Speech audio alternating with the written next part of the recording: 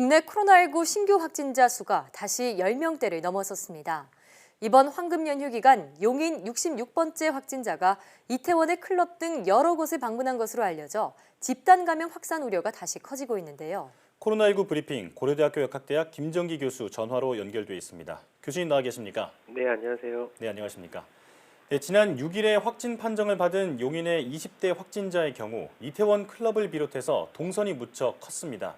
확진자가 다니고 있는 회사에서도 추가 확진자가 나오면서 폐쇄 명령이 내려지기도 했는데요. 지금의 상황 어떻게 보고 계십니까? 어제까지만 해도 용인 20대 확진자로 인한 추가 감염자가 안 나온 상황이었는데 하루 사이에 서울을 포함한 수도권 지역에서 10명 이상의 추가 감염자가 나왔거든요. 그러니까 비단 이 추가 감염자는 20대 확진자하고 관련성이 있는 사람들이었고요. 어쨌든 현재의 우리나라 안정세를 고려해 볼 때 어제 말씀드린 것처럼 용인 20대 남성의 경우에는 매우 심각한 상황이다 그렇게 생각을 하고 있고요. 근데 그러나 앞서 이제 매번 여러 번 말씀드린 것처럼 현재 우리나라에서 코로나19가 완전히 끝난 게 아니거든요. 언제든지 이와 같은 상황은 계속 발생을 할 수 있고 코로나19는 언제든지 재점화 가능성이 있다 이렇게 이해하시면 될 것 같습니다. 이 용인 확진자는 하룻밤 사이 클럽과 주점 5곳을 방문했던 것으로 알려졌는데요. 특히 클럽에만 1,500명이 넘는 그런 방문자들이 있었다고 합니다. 클럽은 아무래도 밀폐된 공간이고요. 또 마스크를 쓰지 않는 경우도 많았을 것 같은데 비말을 통한 전파 가능성 높다고 볼 수 있겠죠. 이와 같은 이제 클럽과 같은 과거 클럽이나 노래방, PC방 등과 같이 밀폐된 공간에서의 어떤 전파 위험성은 계속 제기돼 왔었고 실제로 집단 감염도 발생을 해왔거든요. 근데 지금 말씀하신 클럽과 같은 공간은 이런 밀폐된 공간의 요소뿐만 아니라 그 내부에서 어떤 신체 활동이 활발하게 이루어지는 공간입니다. 그래서 대표적으로 앞서서 집단 감염이 발생한 사례 중에 대표적인 케이스가 줌바 댄스와 같은 경우가 있는데요. 굉장히 유사합니다. 그래서 밀폐된 공간에서 신체 활동도 이루어지고 이런 것들이 실제로 말씀하신 비말 전파에 의한 전파 가능성뿐만 아니라 이러한 물리적인 어떤 환경들이 일정 부분 공기 전파 양상을 띠게 만들 수가 있기 때문에 전파 가능성은 굉장히 높다 이렇게 보시면 될 것 같습니다. 자, 그런데 문제는 지금 이 확진자가 어디서 어떻게 감염됐는지 아직 확인이 안 되고 있다는 점입니다. 어떻게 보십니까? 아직은 정밀 역학조사가 진행 중이라 단언해서 말씀드리기는 좀 그렇습니다만 20대 남성이 이태원 클럽에서 감염이 되었는지 아니면 그 이전에 감염되었다가 이태원 클럽을 방문을 한 건지 아직까지는 명확하지는 않습니다. 근데 어제만 해도 두 가능성 모두 이태원 클럽에서 그러니까 어제 말씀드린 거로 봐서는 두 가능성 중에서는 이태원 클럽에서 감염됐을 경우가 더 위험하다라고 말씀을 드렸었는데 현재 추가 감염자가 발생을 했거든요. 그래서 이 얘기는 2차 감염자가 나온 상황이고 즉 현재로서는 두 가지 가능성 모두 대등하게 굉장히 위험한 상황이다 이렇게 보시면 될 것 같습니다. 네, 역학조사 결과는 계속 지켜봐야겠습니다. 이 확진자는 가평이나 춘천 등으로 또 여행을 다녀온 것으로 알려졌습니다. 함께 간 친구 1명이 무증상 상태에서 확진 판정을 받았는데요. 또 추가로 확진 판정을 받은 직장 동료 역시 별다른 증상이 없었다고 합니다. 이런 무증상자가 앞으로 또 나올 가능성 있겠죠?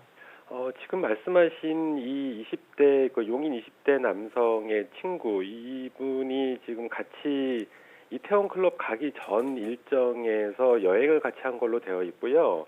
근데 처음에는 이렇게 될 경우에는 이분이 감염이 있었기 때문에 아마도 이태원 클럽 가기 전에 어떤 감염이 있었겠다라고 판단을 할 수가 있었을지도 모르는데 실제로 그 이후에 나오는 보도자료에 따르면 이 친구도 같이 클럽을 방문했다라고 해요. 그러니까 이런 상황 때문에 지금 앞서 말씀드린 것처럼 이태원 클럽에서 감염됐는지 아니면 그 이후에 감염됐는지 그 전에 감염됐는지를 정확하게 아직은 모르는데 어찌됐든 이 친구 같은 경우에는 무증상 상태에서 밀접 접촉자이기 때문에 검사를 받았다가 확진 판정을 받은 케이스고요. 그래서 이 얘기는 아직은 우리 사회에서 무증상 또는 경미한 증상의 어떤 감염자가 있다 이렇게 보시는 게 더 합리적이지 않을까 이렇게 생각을 하고 있습니다. 이 지금 시점에서는 무증상자에 대한 주의가 더 필요해 보입니다. 똑같이 바이러스에 걸려도 이렇게 증상이 거의 나타나지 않는 경우가 자주 있는데 그 이유는 어떻게 보고 계신가요?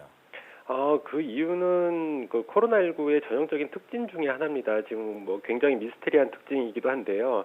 그러니까 보통은 호흡기 증상을 보이는 바이러스의 감염증 같은 경우에는 증상을 보이는 경우, 그러니까 바이러스가 증식을 하게 되면 증상을 보이게 되는데 지금처럼 무증상 상태 또는 경미한 증상에서 어떤 감염도 되고 전파도 시킬 수 있는 이런 것들이 코로나19 바이러스의 특징이다 이렇게 이해하시면 될 것 같습니다. 네.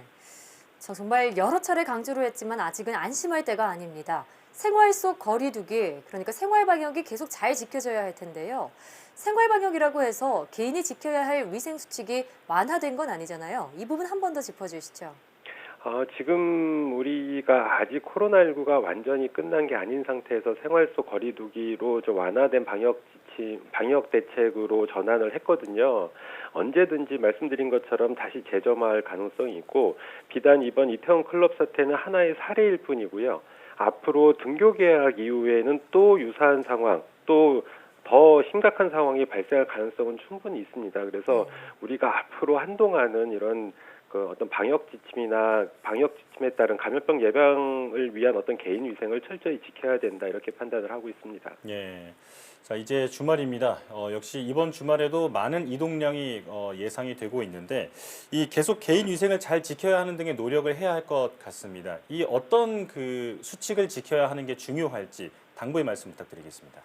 기본적으로는 물론 그 생활 속 거리두기의 어떤 지침들이 그 기본 핵심 지침으로 5가지, 보조 수칙으로 이제 4가지가 발표가 됐는데요.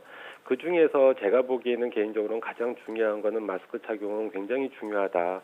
비단 이번 이태원 클럽 같은 경우에도 아마 마스크를 착용하신 분들의 경우에는 감염될 가능성이 상대적으로 굉장히 낮다 이렇게 보고 있거든요. 네. 물론 그렇다고 완벽하게 방어를 할 수 있는 건 아닙니다만 어쨌든 기본적으로 마스크 착용은 꼭 반드시 하셔야 되고요. 특히 사람이 많은 곳을 방문하실 때에는 그리고 대중교통을 타실 때에는 반드시 마스크를 착용하시고 그리고 손 씻기라든가 기타 여러 가지 그 방역 지침에 잘 따라서 개인 위생을 철저히 관리를 해야 된다 이렇게 판단을 하고 있습니다. 네. 자, 언제든 용인 확진자와 같은 사례가 또 나올 수도 있다는 점을 명심해야 할 것 같고요. 확진자와 혹시라도 동선이 겹친다면요. 주말 동안 외출을 삼가고 또 보건소나 1339에 신고해서 조치사항에 따라야겠습니다.